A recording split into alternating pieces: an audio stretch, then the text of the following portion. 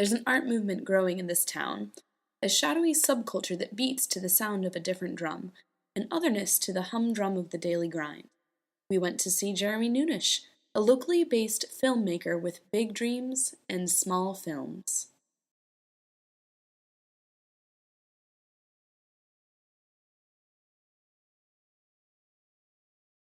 I make love to film. The sensuality of moving art.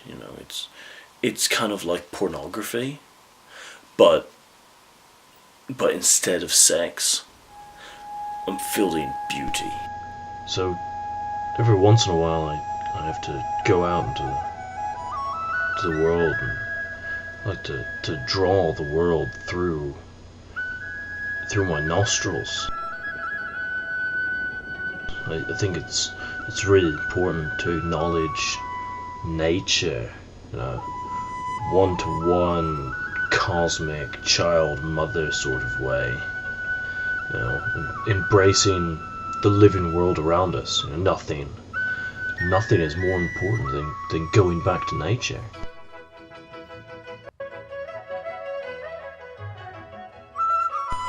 Getting a bit of zen in your life.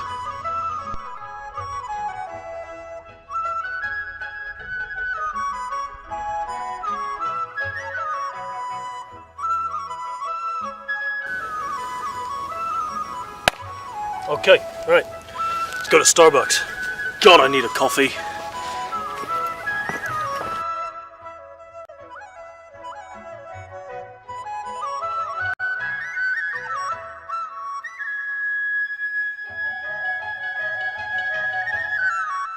So Stutter Steps, yeah. Cool film. I thought, it's as the name suggests, it's kind of a provocative portrayal of man's feeling of inadequacy in this large, chaotic, unfriendly mess of a world, and it shows our inability to influence our lives as much as we'd like, if at all, basically. I mean, do we?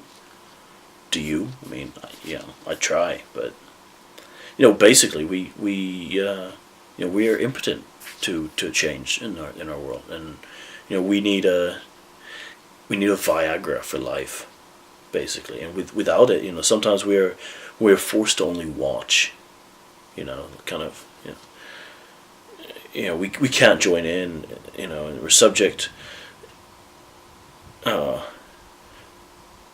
subject to what goes on around us. Basically, kind of a voyeuristic attempt to see, do things, but we can't. We just kind of plod along as best, but really do anything. This is what Stutter Steps is about. It's really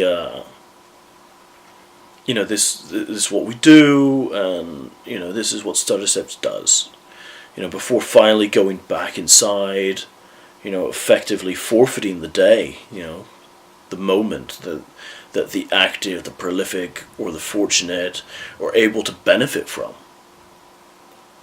He decides to go back inside. He says, he goes back in quietly. He says there's enough. Alone and weary of this huge expansive world. And just like the groundhog. The groundhog comes out. And he's testing for early spring, and before deciding that it isn't still in fact winter, and so hopefully when he tries again, the world will be a more hospitable place. But for now, he's stuck going back inside to the womb of the house, that is our confines of, we're stuck, basically. It's okay. It was one of my early films. It is what it is. It's good for what it is. It's okay. It's got passion.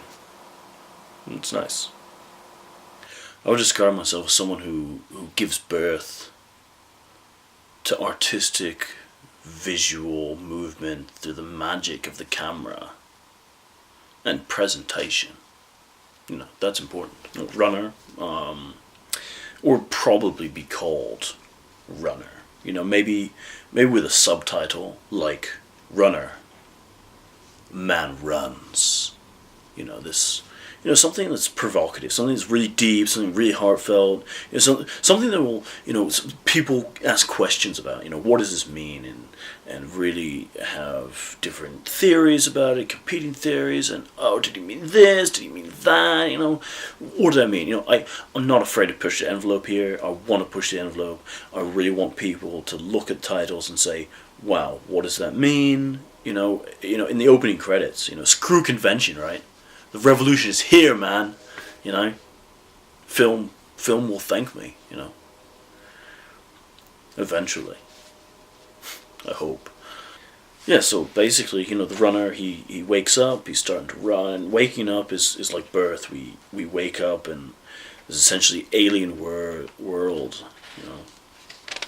We try to make sense of it. This crazy mixed up world that we wake up into, and will we ever make sense of it? No, probably not. But it's mixed up, crazy shit on shit world, man. And babies are being born every day without being asked if they want to. What kind of shit is that? The runner, he represents all our fears of death, even if that fear is on the subconscious level. It's still there, and we still all run, or we rush towards it. We run headlong towards it, because at the end of basically at the end of any enterprise, what do we want to do? We want to lay our heads in the sand. How many seas, right? And rest and relax. To know that we're finished, and that's really what death is. It's a release. It's a release of pressure, in case of an emergency. And it's really earthy like that, and yet it's also, it's also so deep and ethereal. That sort of thing, death. Death. It's just, just a bunch of shadow puppets in a cave, man, and puppets in a cave. That's. That's raw. That's passion. That's hardcore. And that's one of the things that really sets me apart from other people. I am. That's who I am. That's important.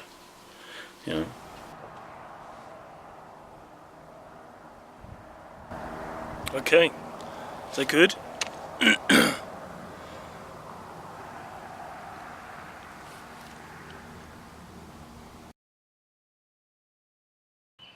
So, when we do this interview, I want to make sure that if we do it right, and that I feel, people see that I'm candid, that I am who I am. That's important. If we're gonna do this, let's do it right. Well, that's why we hold it as a conversation piece, so that you're open and honest through your answers. To get a sense for people to see who I am, that we have like a globe there, and the globe will show people that I am, a worldly figure, that I'm part of the world. What about a book? A book would make me seem like I know what I'm talking about. It's knowledge. It conveys knowledge. Yeah, well, we're gonna keep it pretty simple, At the very least, maybe it should be like a camera. Let people know that I am committed to film. It's who I am. That's important. No. Instead of saying the end at the end, we'll have like the word fin in big, like, curly script. No, are we ready to go? Are we good? Okay, let's go.